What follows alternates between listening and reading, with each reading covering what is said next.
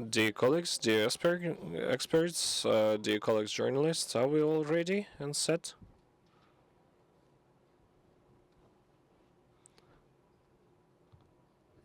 So, dear colleagues, let's start our press conference in Media Center of 15th International Economic Forum, um, Kazan, Russia, Islamic world. So, and today we'll start our conversation about export of halal products. So the strategy of success, so which is quite inspiring. So the Director General of National Union of Milk Production, Belov Artyom, Director General of National Agricultural Poultry Communication, and Dr. Hossein Sam Al Masrouri, so the head of the food security of Sultanate Anan. So our dear respected guest is responsible for certification of halal products within the agricultural Ministry of Oman. So as far as I've understood, today we'll have a great opportunity to the Union of Entrepreneurs who also work in halal and according to all halal standards. Artem Sergey, I would like to know how Russian business is interested, and is it beneficial to produce halal products and to export it to Far East, to the OIC countries, Islamic countries? And then we would like to know the expertise of our foreign guest. So Artem Sergeyevich gave this opportunity to me to start this discussion. So to begin with, I would like to narrow a bit information about our producers. So our union, at the very beginning, the main idea was development of export. So at that moment, the systematic export to the countries where halal standards are must as systematic experts, so it was a quite far perspective at that time. But within several years, we overcame a huge distance. And today I would like to say that one of the key areas of exports for poultry, including exports to the Eurasian experts. One of the main markets is Kingdom of Saudi Arabia. So, and speaking about macro regions, so the Persian Gulf countries, for instance, Oman Kingdom, where last year uh, we took part in business mission of the Agriculture Ministry of the Russian Federation and Agro-Export Company. So speaking about macro region is a key region if we talk about export, especially halal products. So, as I've already started, Kingdom of Saudi Arabia is on the third place, about 50,000 tons of poultry annually. So, as well, apart from the path that we've already covered in the exports, we verified and proved the high standards of our products as a good benchmark on international levels. So the most part of our export products is actually transferred via green corridors. So our enterprises, and we have these international companies. So these companies testify as guarantees of the high quality of our products. So it helps to overcome some obstacles.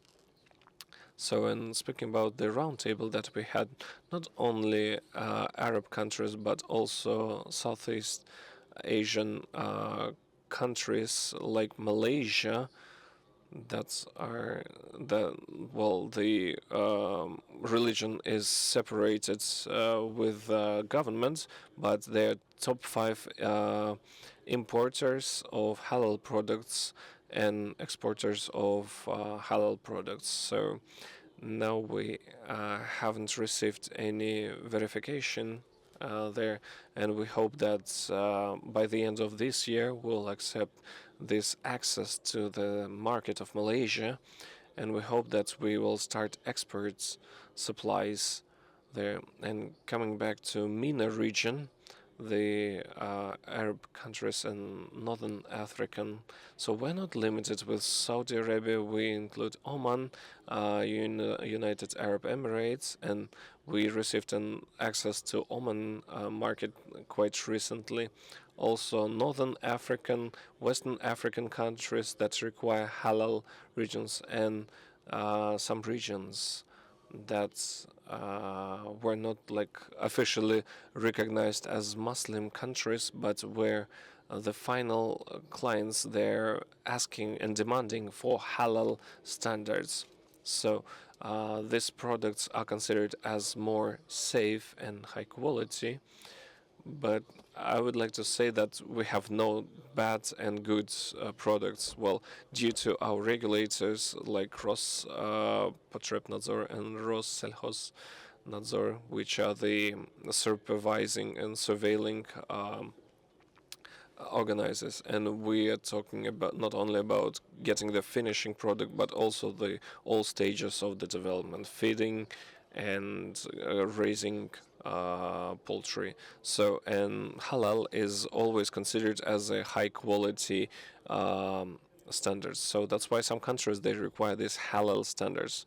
If we take Singapore as an example, so they have a very high and strict demanding standards for halal, but we are sure that we would follow all these regulations.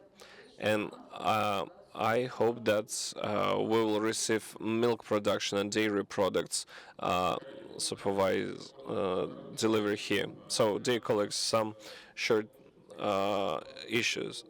So, in 2023, for milk industry, we received great export numbers, and basically they're all well, the dry milk products initially, and about $50 billion.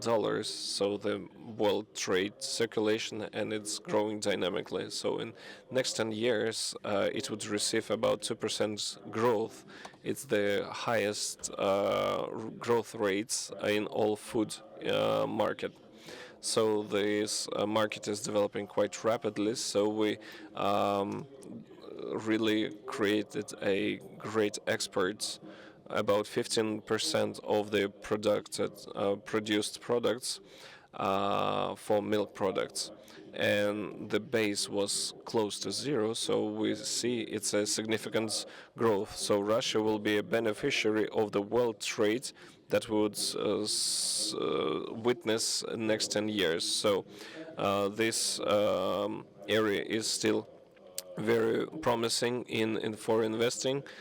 So about 4% of growth, and all these things would contribute to the export transfers. So the support of the government and capex and different logistics, the logistic problems that should be solved with the help of the governments. So considering markets where we have a high demand for halal products, so three regions will grow. So GCC countries, Northern Africa, and Far East. So Egypt, Morocco, Tunisia, Algeria, and some other countries, and also South East Asia like Malaysia, Indonesia, Philippines, Bangladesh. So last year we seen that it was a breakthrough year. So all volumes that I mentioned. So we entered to relatively new markets. So we started to export our products to Algeria, Kingdom of Saudi Arabia, Oman, Tunisia, Egypt, and now we want to start our supplies in Malaysia and Indonesia. So as for Malaysia, halal certificate is under work, and Indonesia, we need to synchronize veterinary certificates. As we see, the potential is quite high from providing experts. So we have the capacity to do that, and we have quite competitive products on the markets that we are presented there. So in markets with a dominant Islamic population, so these markets would grow in number in next 10 years. So we need to take a prominent place there. Thank you very much, and I have a question to Dr. Al Masrouri. So how is Russian products that have certificate halal products? So do we have a high demand in it, and does it meet all the requirements of halal standards by the government? Thank you for this question, and I would like first to thank the government and the Minister of Agriculture for the invitation and for the wonderful organization of this forum. I've been here last year, and this is my second participation in this forum, and I can probably say that since last year, there is a good progress toward the collaboration and mutual partnership between the Omani government and the Russian government. We have already accredited or accepted the accreditation of few companies that been accredited by the Russian Accreditation Center, which been accredited also by the JAC, by the Gulf Accreditation Center, which we deal with. I might add also that the governance of the halal system in Oman is still at its early stage. That's why we closely work with the Gulf Accreditation Center. So since we have accredited those partners in Russia, there was some improvement, good improvement in the agricultural trade volume between Oman and government. I was mentioning in my speech that it increased in 1 year from 2022 to 2023 by 59% in terms of quantity, reaching 368 metric tons. I'm talking about the whole agricultural, not only animal and poultry and other. It includes also agricultural crops and others. In terms of value, it also increased by 57% from 2022 to 2023.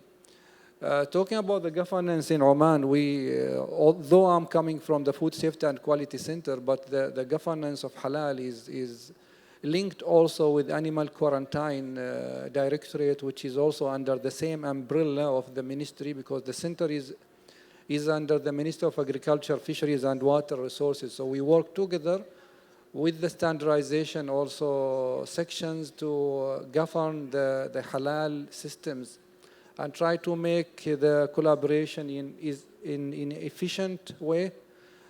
Talking about collaboration is not only about importing the Russian products to Oman, but it's also about exporting the Omani products to Russia. And we have good achievement with that. We are exporting also fish to Russia, and there is some good improvement. I think by September this year, there will be a memorandum signed between the government to ease the export of Omani fish to the Russian markets.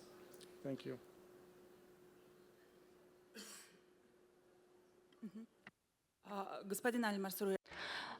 Mr. Al-Masri, could you tell us the following? Your colleagues mentioned that within the nearest time, export of halal products and the halal products market will grow.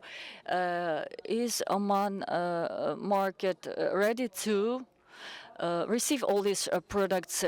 Will you have a demand for Russian products certified as halal products in your market?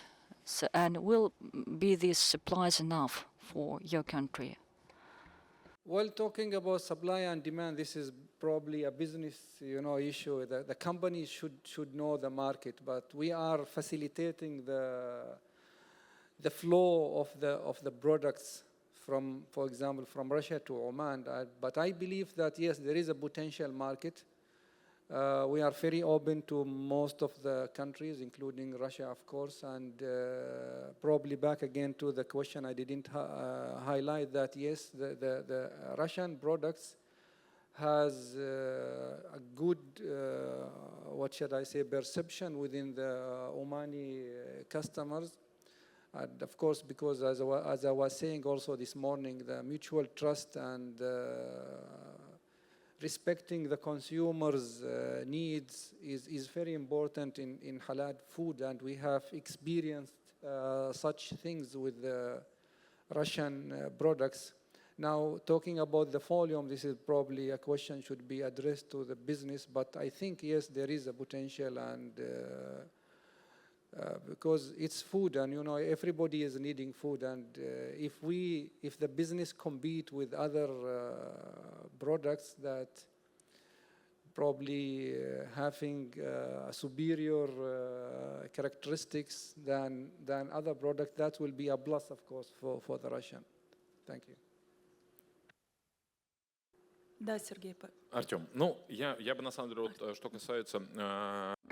As for the Kingdom of Oman, I'd like to tell you one more story. We are developing direct supplies of dairy products, but the business goes even further, and it is planning to implement joint projects that will permit to manufacture products in Oman that will that can be then exported even to international markets. I won't give you details, but the partnership can be arranged not based on direct supplies, but through joint investments and joint ventures that will permit not only to present Russian products in Oman market, but to expand the geography of supplies. And I'd like to add, and to support the opinion Mr. Masroor, as for changes in the quantities, they are related to economic indexes and supply and demand indices. But if we are speaking about growth of demand for poultry, halal poultry, it's not limited by national norms or standards. As for Russian Federation, here we consume 35 kilo per capita per year in Russia, although the average figure for the whole world is less than 30 kilo. And we also consume, you consume lower amounts, but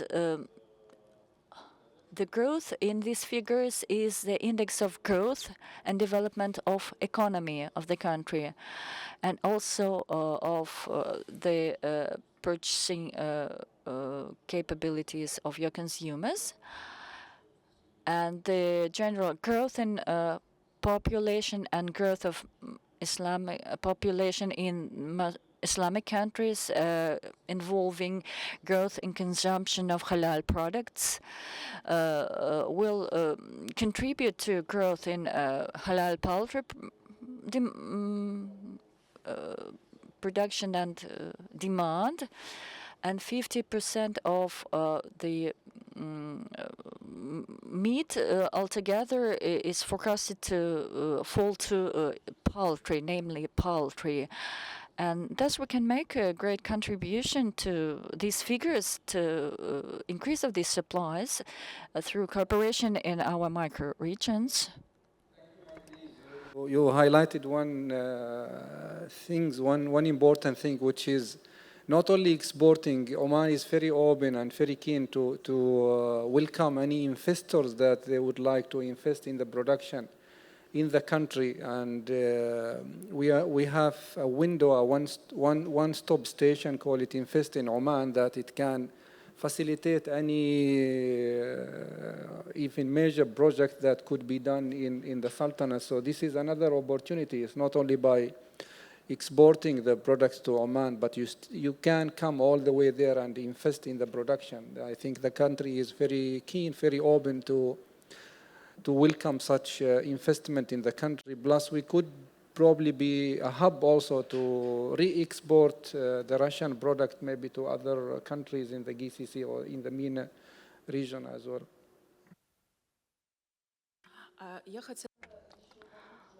I would like to have more details and to know how popular is halal foodstuff production in your regions. I know the figure is 40%. Could you give just some figures, just cases probably, or can give us the shares and figures? And are there leading regions in this production like Tatarstan, Dagestan, Chechnya, or it's just a common story? коллег. So I would say that our colleagues from agricultural sector, well, if we talk about raw milk, so it's all has halal. It doesn't require any halal certificates. But if we process it, like if we make some dairy products out of it, so there we have a requirement for a certain certification. But as well, it is all connected with different countries that have major population as Islamic, so they have quite different attitude towards these products. So when speaking about CIS countries, so partially it has halal certification, but it's not a must-have. So sometimes it is required, but it's not obligatory. So in some countries that have quite severe and rigorous requirements for that, if we talk about Malaysia or Algeria, so it requires a certification provided by Paris Mosque. So, and as well, we talk about internal markets, answering the second part. So 25,000 million Muslims live in Russian Federation, so that's why the requirement is constantly growing in halal products. So that's why I cannot really verify the share, but some companies or group of companies that are national companies that work in all regions, and they are holders of Russian brands, so they have halal certificates. For instance, Kolmas, Selo Zelone group of companies, so they manage Kazan milk factories, so in one of the biggest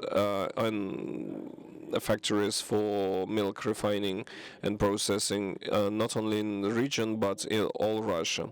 So that's why the demand is actually indicating the production. So that's why like Islam plays a big role in Russia. So that's why we increase the amount of certificated products. Well, in our area, so we have similar situation. Well, I will first answer the second part of your question, and I would support my colleague that we have 25 million people who have Islam as their religion. So it is not really correlated with the production of halal products. As well, answering your question, so quite often we mean that halal products are of premium quality. That's why halal products is used, and people buy these products no matter what belief they have. So we cannot really estimate the share, as we have internal and external markets, and they have their own specifics, as the general widely recognized, globally recognized halal. So they are not standardized completely. So we have different systems. So, for example, Southeast standards are much more rigorous than the originally authentic, like Saudi Arabia or Arab Emirates.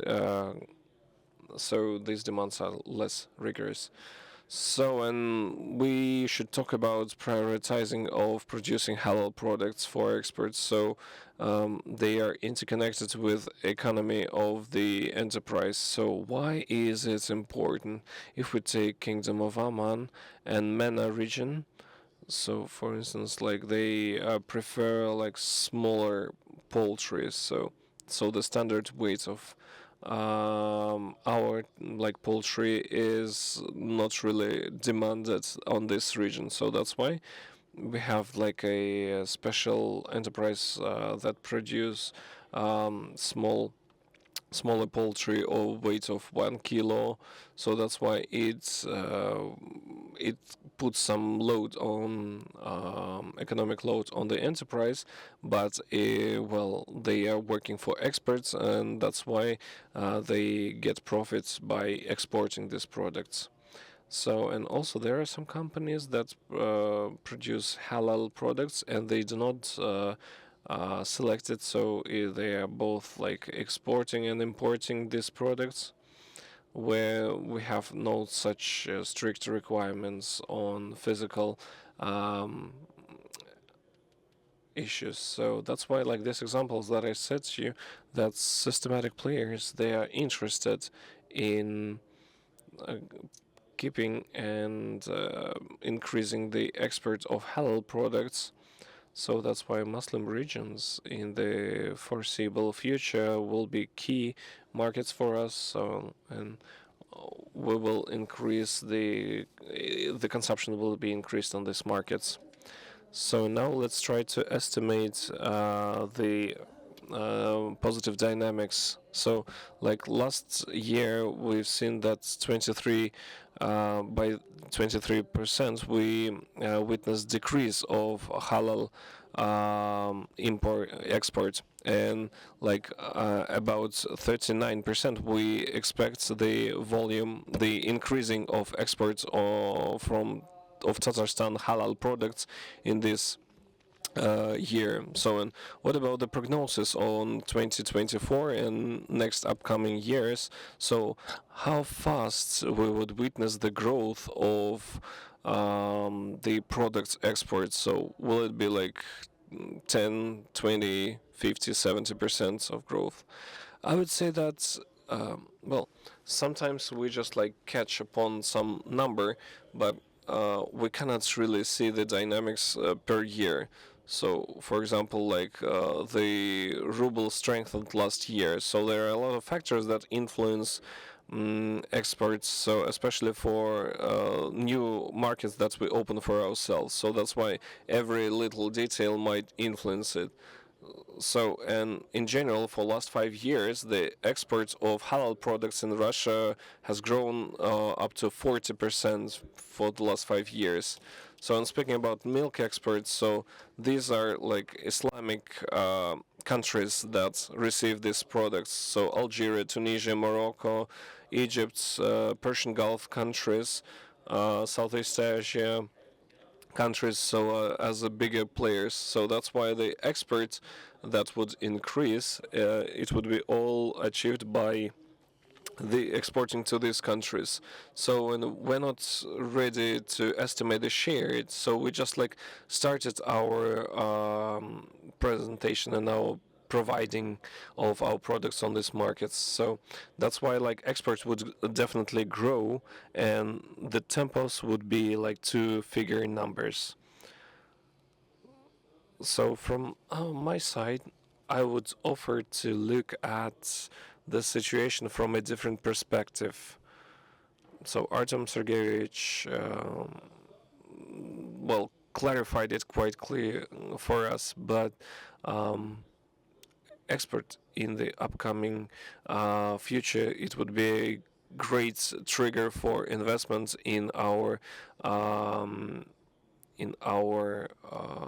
field. So that's why like our government requires the growth of the production and it would be connected with experts. So I won't I would like to say that like what happens with this pricing um, and there was a different information, and there were no like sides games. But if we take a look at the leaders of the world exports, for instance, Brazil or the United States of America, where we have quite a big amount of production, and exports is of in great demand. For instance, in Brazil, out of 15 million tons, about 5 million goes to export.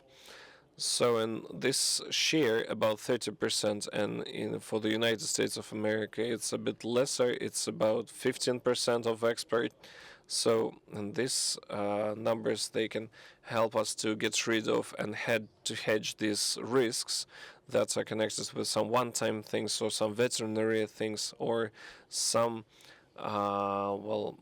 the change of consumers' demands. So New Year, some holidays, or some people start to give up milk products at all. So that's why government has this regulative function and some parts of the exported volumes to the internal market, and that would keep the basic consumption of it. So, in the key consumption on the internal markets, so including our key partners, and they still remain with a Muslim population mostly, where halal certification is a must. So if we look at it globally, so we will work on exports, and we will export more and more halal products. So as you see, it's all like looped. So the next question, and I would like Dr. Al-Masrouli to answer this question. One of the key questions of the forum is actually strengthening logistic connections there and to form new logistic corridors. So all these food supplies, they have an expiration date which is limited. What growth points can we find in logistics so to make it or more actively to supply Oman products to Russian Federation and backwards? So exports of Russian products to Oman and to this region where Oman is located. So could you please share your expertise and your opinion about that? Okay, thank you. If you allow me, I would like also to say something about the growth in the halal products. I think the growth in the halal product is not only triggered by the population of Muslims, but now the halal product is becoming a quality brand, and it is now demanded by many other countries. So this is also contributing to the growth of the halal. In terms of export and import, if I get your question correctly, you was talking about shelf life, isn't it? Shelf life of the product. Yeah, shelf life of the product, of course, including also the specification for halal. We in Oman, we are following the specification of the GSO, the Gulf Standardization Organization. We have our own standard, but it's mainly for some specific Omani products. But for the halal, for most of for the halal specification, for the halal products, we are following the GSO standards, including the shelf life, of course. But we also consider back to the logistic point, the difference between even the weathers between Russia and Oman, the supply, the channel of the supplies might be a little bit different between Russia and government. All of those factors should be considered and observed when we talk about the specification, about the shelf life as well. I'm not saying that we are having like a weak supply chain or logistic there in Oman, but considering many factors actually influence us or trigger us to have some small minor differences in sometimes in specifications, specifically in shelf life and others.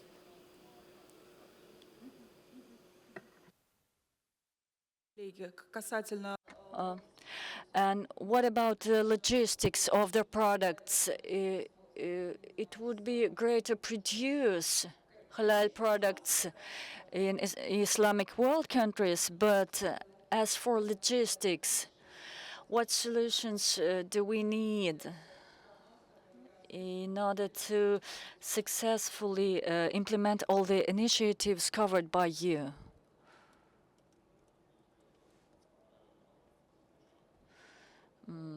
Yeah, I'm trying to word to it properly. Starting from the special military operation, within the first few months after its start, we've come across significant obstacles, limitations in logistics, and the key carrier deprived of us of some containers, over 50,000 of them, and we've come across risks of vacuum in the sphere of international supplies. Of course, it relates to products really having a short shelf life, and our access to refrigerators to keep them, and our logistics operators still successfully coped with these problems, and we have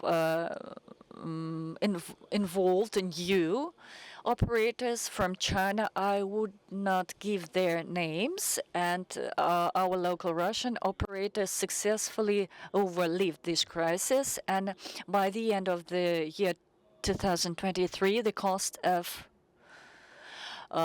sea freight in refrigerator containers used to supply to Persian Gulf, to Asian Arabian countries, reduced. It means that the supply exceeds the demand. If we speak about different some other agricultural sectors, there are large mega companies which started forming its own fleet. Just private businesses started forming its refrigerator parks, refrigerator fleet. But actually, by now, it's not a critical problem. However, anything can happen any moment, but today all the risks connected to logistics are related to macro factors, macro indices beyond our control. For example, situation in the Red Sea area, or story about the ban of international insurance companies and they're leaving the Russian market. But this problem was solved successfully.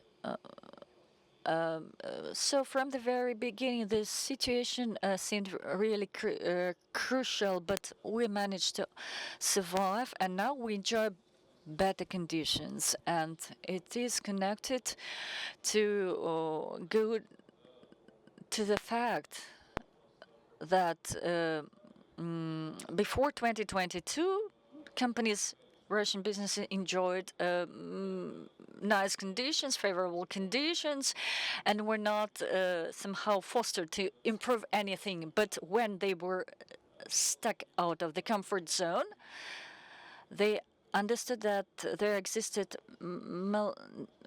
a great number of niches which were not used by those companies. So it has become a stimulus and helped us to reduce costs.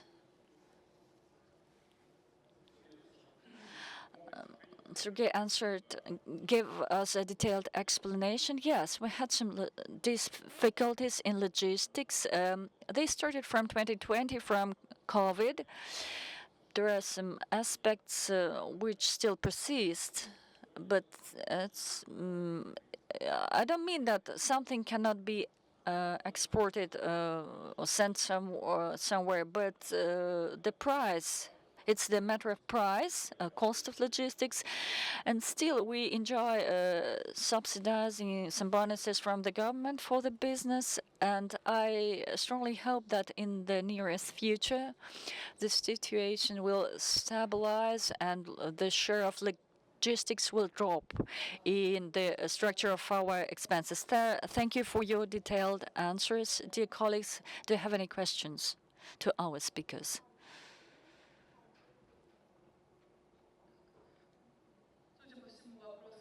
So, no questions. Thank you. We are within the time schedule. Thank you for this interesting sharing of information. I wish you fruitful work at this forum and further development in your spheres of activities. Thank you very much.